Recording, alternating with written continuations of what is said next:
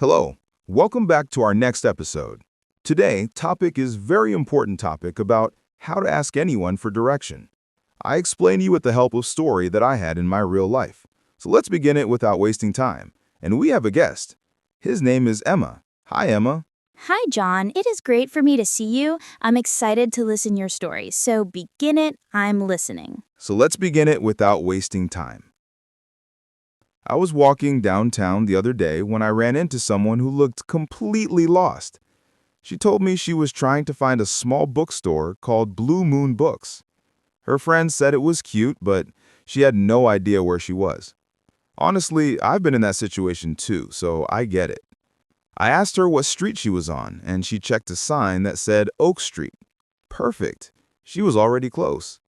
I explained that all she needed to do was keep walking straight for 2 blocks.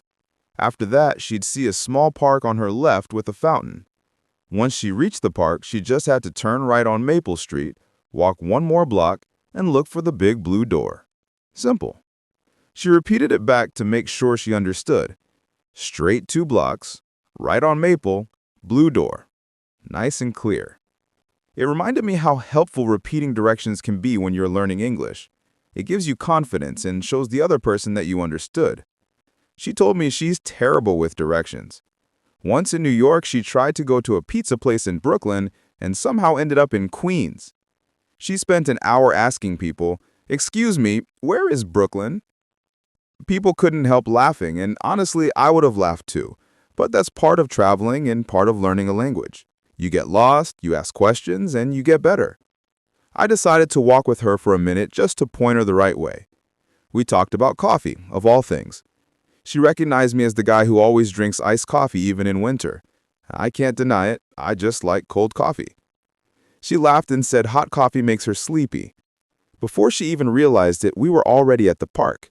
I pointed to the fountain, called her to turn right on Maple, and there it was, the blue door. She was so relieved.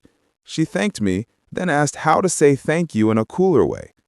I told her she could say things like, "You're a lifesaver," "I owe you one," or "You rock." She went with "You rock," which honestly sounded great. She headed inside, excited because someone had told her the bookstore has a cat that sleeps on the counter. And I kept walking, thinking about how normal it is to get lost when you're in a new place or using a new language. So here's a takeaway for you. When you're lost, stay calm and just ask simple questions. Use phrases like, "Excuse me, do you know where? Can you help me find? Is this the way to?" People usually want to help, and every time you ask, your English gets a little stronger. See you in the next episode.